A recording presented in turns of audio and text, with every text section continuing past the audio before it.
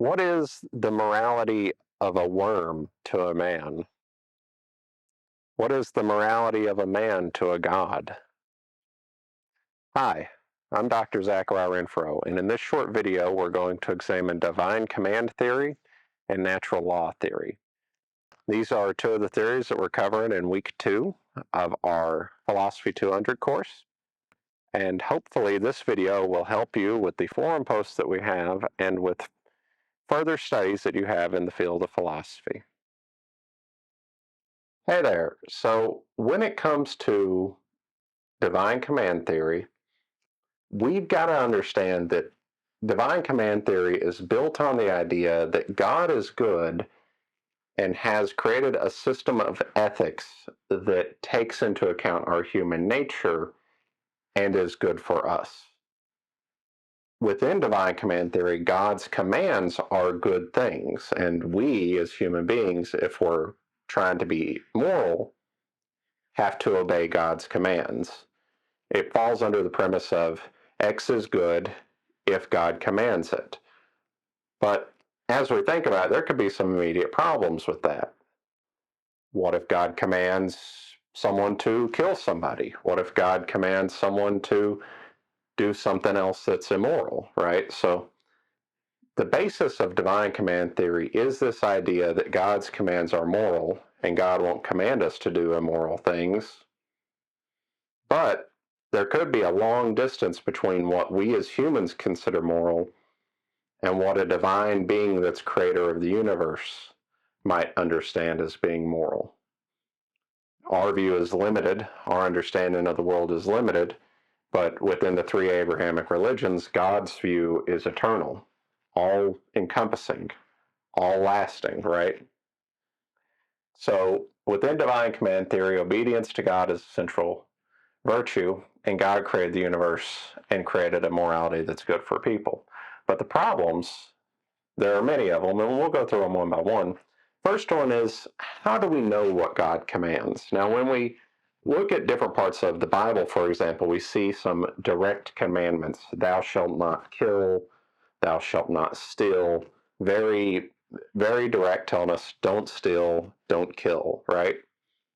How does that cover things that aren't covered directly in Scripture, such as cloning, euthanasia, gene splicing, gene editing? These things aren't covered directly in the Bible. We have to make inferences about them. And even educated religious scholars can come to different opinions on these topics. How do we apply, and that leads to the next thing. How do we apply it to things not in Scripture? Then how do we deal with conflicting duties from God? For example, the duty to honor thy mother and father and the duty to honor the Sabbath. What happens if the only way that you can honor your mother and father is by doing something for them on the Sabbath? Breaking that vow to honor the Sabbath by taking care of your mother and father. Which leads us ultimately to the Euthyphro dilemma.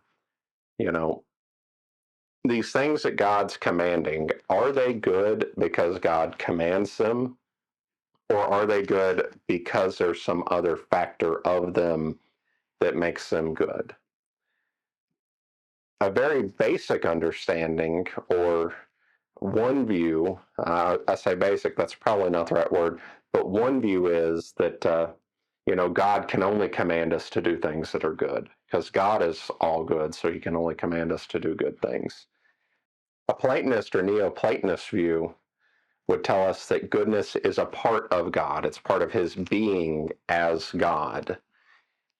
It emanates down from him. It's not necessarily created by him. It is part of him. God is good in much the same way that Plato had this idea of a form of the good, which was above all the other forms, right?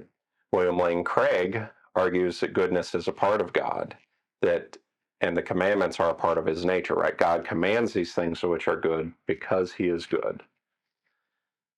Which leads us to a modified version of divine command theory. It's been created in the last 50 years or so by Robert Adams. He says that God is loving and that there are objective moral facts. So there are these objective moral facts that are separate from God, and God's commands are guidance to us to connect us to those objective moral facts. So if I were to summarize divine command theory in a nutshell, the whole theory is that moral actions either are directed by God or come from God. They're either God comes down and tells you what to do, or they're part of God's being and he reveals them to you. All right, so that brings us on to natural law theory, which was developed by Aquinas, but he based a big chunk of its metaphysics on Aristotle. As we remember, Aristotle was a virtue ethicist. He believed that there were distinct virtues and that we lived best by following the virtues, which in most cases tended to be the extreme between two things, right? Well, Aquinas took his metaphysics, his views about the existence of the world, and decided to build from that a theory of morality, which was tied into biblical teachings. So, to understand a thing, again, coming from Aristotle, reiterated by Aquinas, we have to understand its four aspects: what it's made of, its material cause, its form, its formal cause, like how it is it exists, right? We think of a car made of metal, its form, shape of a car. How it came to be, its efficient cause, the car was made in a factory. Its function, to drive us around. Now, the textbook reminds us that this older view of needing to know things function, their final cause, isn't necessary for a lot of modern science to get done, but it is useful to know when it comes to understanding how these older thinkers tend to understood the world. And it could still be useful to us today, trying to understand what the function of a thing is, right? So natural law theory takes this final point, the function, and says, well, what's the function of a good human life? According to, Aristotle, it was human flourishing, eudaimonia. According to Aquinas, it is, glorifying God and also living a good life, which brings us to kind of the difference between the two of them, right? And this is where, the difference between pre-Christian and Christian thought is. So according to Aristotle, some people just by their nature could never have a good life. So for example, maybe they were born a slave, maybe they were born deformed, maybe they were born to cruel parents, right? According to Aristotle, they just got a bad roll of the life, bad roll of the dice. There's no justice. There's no anything else beyond that. It's just they've got a bad life, and that's just that. Whereas Aquinas, he says, hey, no matter what your situation, if you live for God and glorify God, your situation will be improved and you'll get to heaven and get eternal life. So there's a little bit of justice no matter what it is you might have faced in your life. So going back to natural law deals with purpose and follows this form. God created all things with a purpose. We can determine a thing's purpose using reason, and the purpose of an object determines its proper use. So let's think about a chainsaw. Let's imagine that you've been teleported to the middle of a forest and you find a chainsaw, but you've never seen a chainsaw before. You don't know what it is. You look at it, it's got sharp teeth, and you crank on it and you realize that it powers on. You pull the trigger and you see these teeth spinning. You might use your reason and go, oh, perhaps this is a cutting tool. So we know the purpose of it. It's a cutting tool, and that enlightens us as to what its proper use is. It's for cutting trees or cutting other things, right? Thomas Aquinas, he took this in relation to the human life, right? What's the purpose of a human life? Well, according to the Bible, it's to glorify God, so that's the purpose. So all things that we do tied into that need to lead to that final need to lead to that final goal. Natural law, allows us to determine those moral actions by understanding it. But that does bring in a couple problems, such as the naturalistic fallacy. Not all things that you find in nature are good, and not all purposes for things are good. Imagine that you have been transported to a forest again, and you find hemlock, you and a friend. The friend eats the hemlock. You deduce from this that the purpose of hemlock is to poison people, right? Now, is that really the purpose of hemlock, a plant that exists on its own in the forest?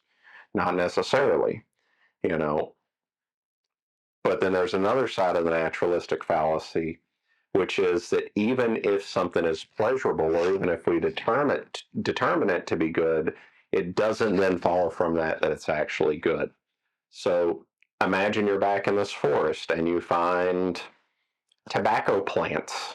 You start, chopping them up and maybe dipping them, and you get that mild nicotine high that one gets from the use of tobacco, especially strong natural tobacco. It does not then follow that because you enjoy that nicotine high, that it is a good thing, right? Um, Something being good and something being natural are two separate categories of thing.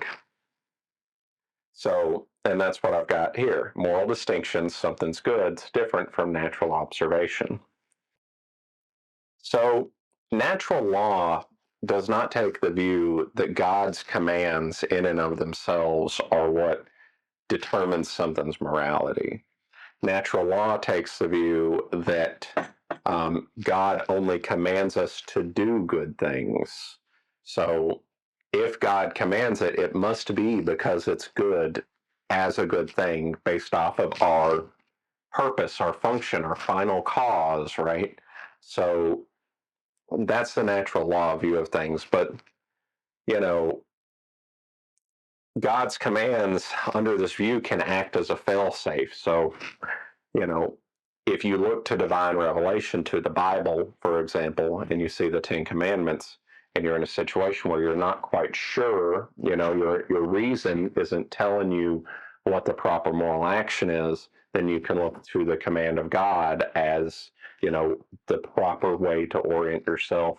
Um, because going back to the naturalistic fallacy, we can't assume something is good because it's natural, right? But, tying into this, I want to add a little bit here, that God only commands us to do good things. That takes us back to the question at the very beginning of the video: what is the morality of a worm to the morality of a human? The morality of a God to the morality of a man, right?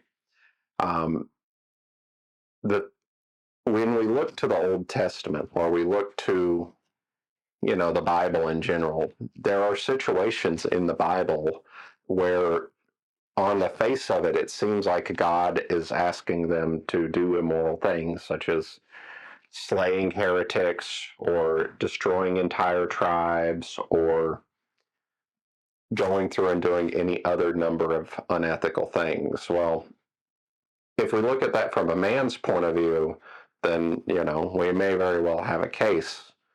But if we look at it from the point of view of God, it's a little bit different, isn't it? So imagine, we talk about worms in the beginning. Imagine you have a worm farm.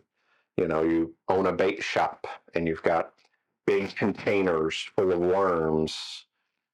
And you see that some worms in your containers are, spreading disease, or they're causing some other kind of problem. Maybe they've turned cannibalistic and they're eating the other worms.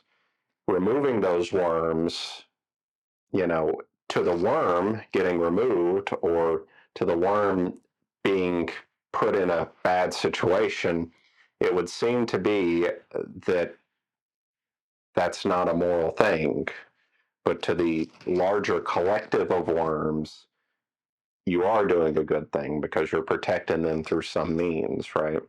So it's not necessarily a perfect theory, but when we look to these holy books, for example, and we see inconsistencies between different things that God might have been ordered to say. Well, one way that we can respond to that or think about that is that God's view is the view of a being that's far beyond us, a being that we can't really relate to.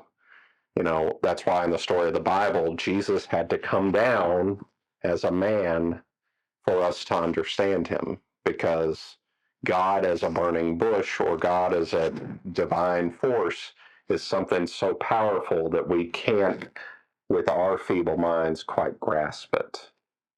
So, returning back to this, do we need religion to be moral? I'm going to present to you two arguments, one by Robert Adams, other by John Hicks. Robert Adams says that without religion, we run the risk of becoming demoralized or immoral. We run the risk of not taking morality with the kind of seriousness and reverence that we should. Um, you know, Organized religion is one of those things that, if done right, makes the sacrifices required to be moral a bit more tolerable. So, for example, we live in a capitalist society. Money's the number one thing. It's a bit of a rat race, all against all, in the acquisition of resources. So, in that type of society, it's hard to imagine a good justification for giving to the poor or providing charity or doing these other moral things, because these actions that we do for others don't provide a direct monetary benefit for us.